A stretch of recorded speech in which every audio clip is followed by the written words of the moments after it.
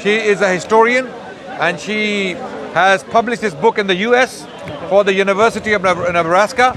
And the book is titled The Martyrs of Cordoba. And she is an American lady. I don't know, she's not a Muslim to my knowledge. Her name is Jazak Allah Khair. She has put all these things I'm talking about in the book. And she states that many Christians, they became inclined to Islam because of the beauty of Islamic culture and the simplicity of Islam as a religion and the simplicity of the Muslim theology and Muslim philosophy. So there was a man called Paul Alvarez in the 9th century. He wrote his basically his frustration down on paper. He was frustrated about what he saw in Christians. So they were reading the Islamic literature, dressing up like Muslims, absolutely, converting to Islam. Paul Alvarez, who was writing at the time when Martyrs of Cordoba came about, or when they suddenly appeared in Cordoba, in Spain. Cordoba was the capital of the Muslims in Spain, right? So in Cordoba, this man called Paul Alvarez in the 9th century, he wrote that the Christian youngsters are reading Muslim books, Muslim theology, Muslim philosophy, and they have learnt the Arabic language. They can write better poetry in the Arabic language than the Arabs can. So they have become completely Arabized, and the next consequence is that many of them are converting to Islam. Right? Just saying that, it just resonates something. 2 weeks ago I was having a discussion with Bob, and he said to me that he actually said that I said, I bet you hate people coming to Islam. He said, I actually hate it. Like he said that he hates the fact that people, the Christians here, they come to Islam. We'll come to this later. Okay, so clearly many Christian clergy and churchmen and preachers at the time who lived in Cordoba under the domain of Islam, under the law of Islam, the Sharia law, when they saw Christians entering Islam in thousands upon thousands, Christian youngsters are reading Muslim books, Muslim theology, Muslim philosophy, and they are deeply inspired by Muslim culture. They started to dress like Muslims. They started to use the same perfume, same style, same fashion. They were completely inspired. So they started to enter Islam. So Christian clergy in Cordoba at the time in particular, and generally in Spain, they became very disturbed by this phenomenon. So they wanted to do something about it. And they came up with a radical idea. A genius idea. Let me guess. Genius. Can I guess what the idea was? What was that? Was the idea... Is this on? Yeah, it's on. Oh, no, it's not. It's alright, we'll borrow the audio from someone else on our channel. Okay, they decided to intellectually tackle Islam. No, you're wrong. Okay, they told Christians, just don't accept Islam. You're wrong. They gave gifts to the Christians to come back to Islam like they do in Africa. No. What else can they do? I don't know, what else do they do? As I said, they came up with a genius idea. Genius idea. This genius idea was extremely radical in its nature. What was that? They knew debates will not work. Simple dialogues, civilized discussions will not work. Do we not see that in today's time? Like, I'm sorry, it does happen. Predominantly, there are Christian scholars who are very decent. They have debated us for decades. People like James White, Samuel Green, and other names even William Lane Craig. We don't agree with them, of course, but they are decent people who have been representing Christians, and we don't mind debating with them, right? They are decent people with educations. They are highly educated, highly respectful, dignified. But there are others. There are others, radicals, okay, or extremists. Extremists, okay. They have different ideas, like how they want to spread the religion. That's why we need to go back to the Martyrs of Cordoba to explain that what's happening today is not new. It's happened before in history, right? So when these Christian clergy, preachers and missionaries in Cordoba in the 9th century, in the year 850, when they saw that all of these Christians are converting to Islam in droves because they are actually intellectually convinced of the truth of Islam, and they read Muslim philosophies and Muslim literature and they get inspired and they are accepting Islam. So they knew they don't have arguments, they don't have reasons, they don't have any grounds to attract the youth back to them, back to themselves. by Paul Alvarez. He wrote that where are those Christian youngsters who were reading Christian commentaries? Where are those Christian youngsters who were in love with the Bible and reading Christian commentaries written by Christian church fathers? They are gone. Now they are reading Muslim philosophy, Muslim books, and they are converting to Islam. So the radical idea to stop this rapid conversion, Was they this left the lands? massive, They left the lands. huh? They left the lands and went away. No, they But what is stayed. this genius idea? What is it? This extremist radical idea You they guys, came up with. Are you excited to find out, guys? Can we hear it? Yes, please. Do you want to know the idea they came up with? You want To know? stop. To I stop. can't hear you. One more time. All right, they want to know, Ustad. So everyone wants to know that what was this genius, extremist, radical idea they came up with to stop This is the better than a spread, marriage documentary. I'm amazed. to stop the spread of Islam, because Islam was spreading very fast. Hundreds of thousands of Christians were converting to Islam, and they remained, by the way. That's another question. Okay. They remained up to the 16th century. Hundreds of thousands of Spanish Muslims, native Spaniards, Hispanic Muslims who converted to Islam in Spain, they were still around, they were still alive in the 16th century. And what happened to them is another question. That's another question. I will mention this briefly. In 1609, Philip III, the King of Spain, decided to banish them all, to kick them out of Spain. They were kicked out of Spain in the hundreds of thousands. They were called Moriscos, and they were thrown out.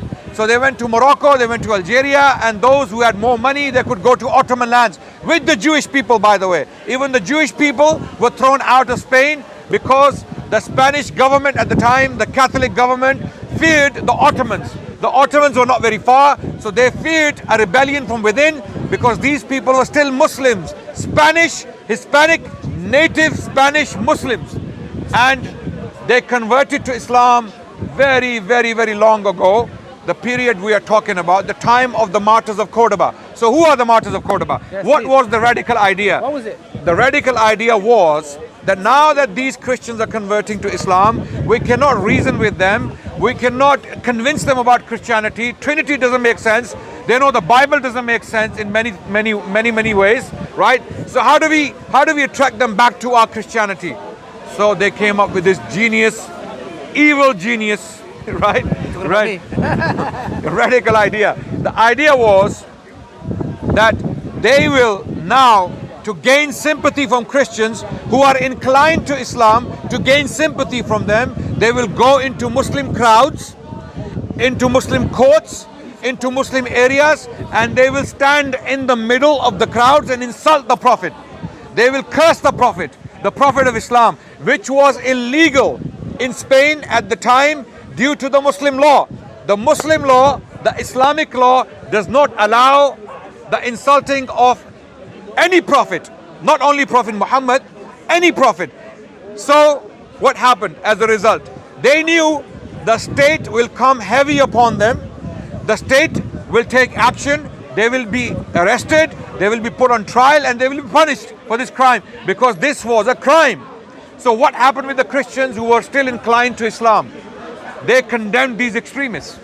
They said these radicals and extremists, they don't represent us. They have nothing to do with us. We love our freedom. We love our literature. We are happy with the Muslims. We have no problems. These bunch of extremists are a very few people. And they were not more than about 50 to 100 people.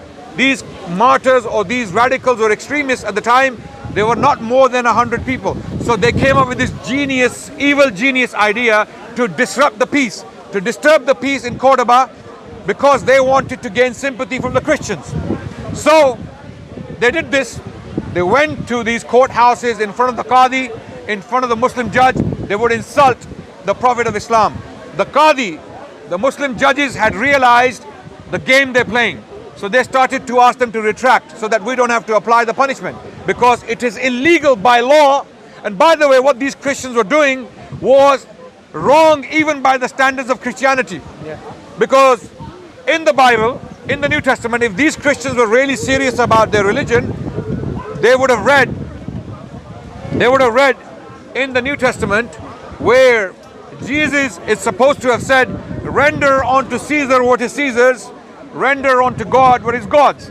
In other words, okay, leave the law. In fact, even Paul's writings also suggest that the Christians must follow the land of the law. Sorry, the law of the land. The law of the land, right? But these Christians were going against the law of the land. They were disturbing the peace, right? And they started to make these speeches. They went in public. And then some of them were punished by the state because the law did not allow what they were doing, because they persisted. And their plan was very well discussed and well known to that small group of people. They knew what they were doing. They knew the result they wanted, but they failed miserably. They went on for about 9 years, from 850 to 859. In these 9 years, some of them were punished by the state, and they did not gain any sympathy from the Christians of Spain. The Christians of Spain continued to convert to Islam, and their disturbance, their jealousy, their burning with zeal against these conversions did not work, and their evil genius idea did not work. They burnt themselves out. And they burnt themselves out, basically. Okay, so for 9 years they existed. This is a very important book you must read. It is written by Jessica A. Coop. It is titled The Martyrs of Cordoba. You must read this book to understand what I'm talking about. The details are in this book. And she talks about why these radicals, these extremists, started to do what they were doing, and how they failed miserably, and how the Christians of Spain did not agree with them, right? So why are we talking about this today? Well, the reason we're talking about this today, brothers and sisters, is we know that not all the Christians are the same. But we know there are radical extremists, hate preachers who come to the park. Yeah? And what do? They insult the Prophet. We all know that, yeah? So anytime you see this, brothers and sisters... No, why is that? Why is that? I want to talk about it very quickly. Why is that? So let me ask you the question. Yeah. Why do you think certain Christians, a handful of them, have decided... Radicals have decided to ditch the chief. These people, by the way, to do justice with Christians out there, these people don't represent Christianity. Yeah, we know that. They don't represent Christians. Like in Spain, that small group of radicals and extremists who were doing these stupid things, breaking the law so that they can be punished to gain sympathy from the Christian masses, they did not represent the Christian masses of Spain. Likewise, these radicals who come here to the park and do things like this, they don't represent the Christians. Why? Why are they doing this? They're doing this because Speakerscorner for the last 5 to 10 years has picked up on social media. Around the world. Around the world. There are hundreds of thousands of people watching these videos, and they're converting to Islam.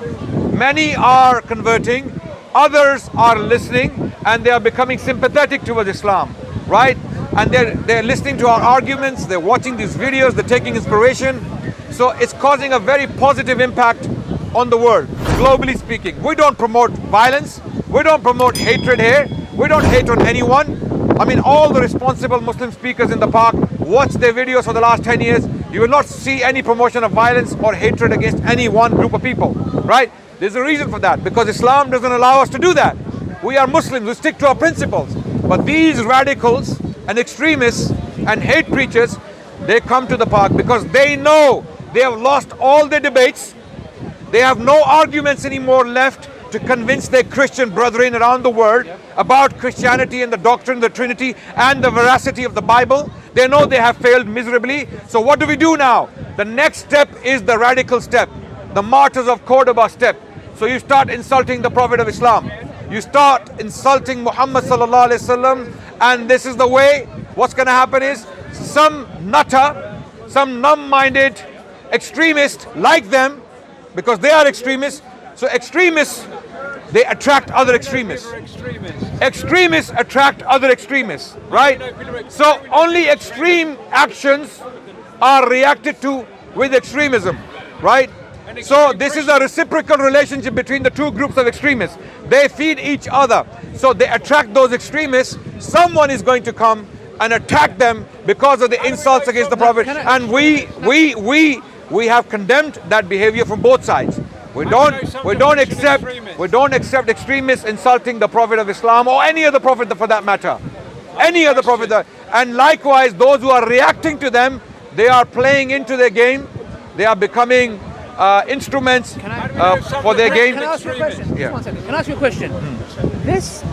attacks at whoever may be doing it. Yeah. Is this because there's an agenda that this is exclusive to Islam? So for example, I want to ask you a question. If I go to Peckham, black community, and I have a sign, and forgive me, I'm giving this example, it's a disgusting example. Let's not mention words. No, I'm not going to mention words, of course not. Most certainly. People know. If I mention the N word, so I felt when I said I hate the N people, yeah, our argument says. Do you think the black community in Peckham will say, we defend this person's right to freedom of speech? Or will there be some people, there might be some who say, you know what, ignore him, let him talk, but will there be some people, can I finish, sir?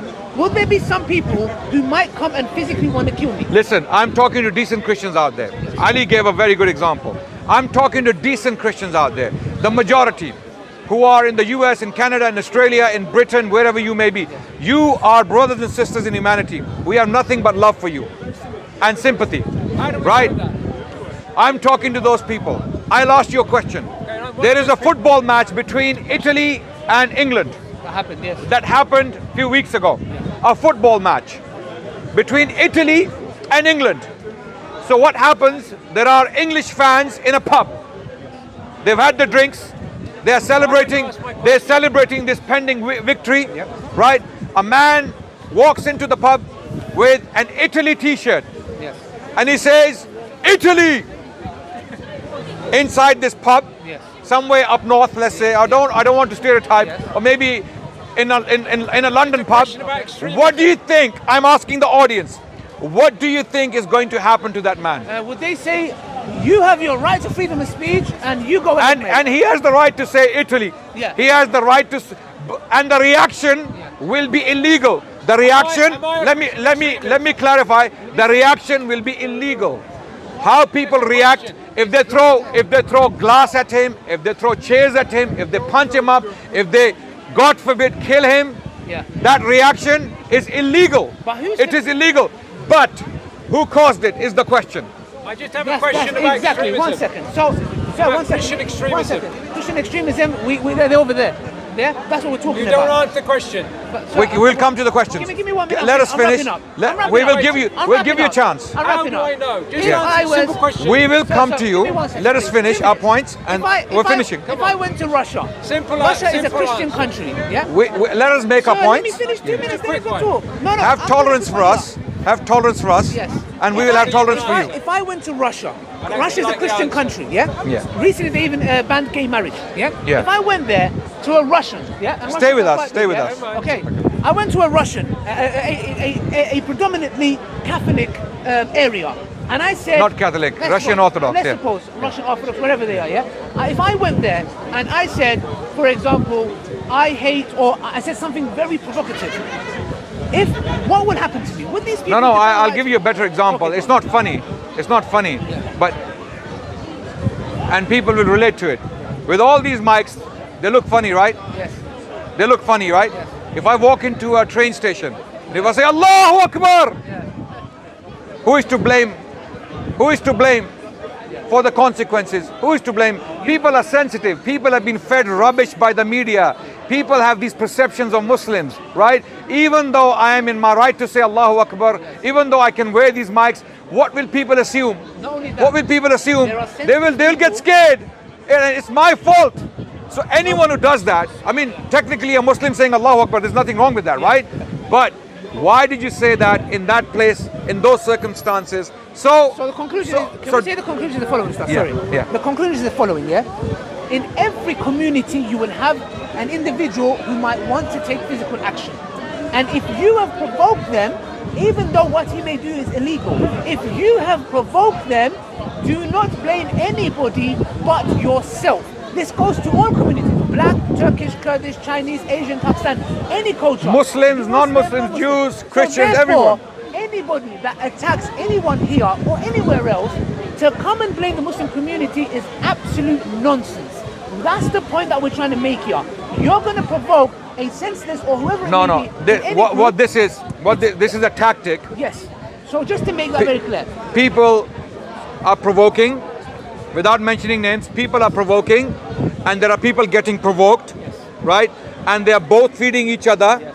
And the overwhelming majority of the people who want to have decent discussions and dialogues in a place like this, they are being blamed, right? So the ones who are provoking and the ones who are being provoked are the same. They are the same. So these are the people, they're doing it for a reason. They are upset about Muslim conversions. They are upset about the spread of Islam. They are upset about dawah. They want to stop the dawah. They want to put obstacles. I'm a Norwegian Muslim convert and I have a question about Islam. Can you help me answer it? If I made some food and gave it to my neighbors, would I be rewarded for that? I hear you saying yes. But what if I gave the gift of Islam to someone, like someone gave to me? Don't you think that would give me more reward than the food? Of course. Brothers and sisters, we have purchased a property to establish a masjid in the capital of Norway. By supporting our masjid, you will inshallah gain the reward for gifting Islam to our community. Imagine the children memorizing the Quran, the lines filling up for the prayers 5 times a day, the non-Muslims discovering the beauty of our deen.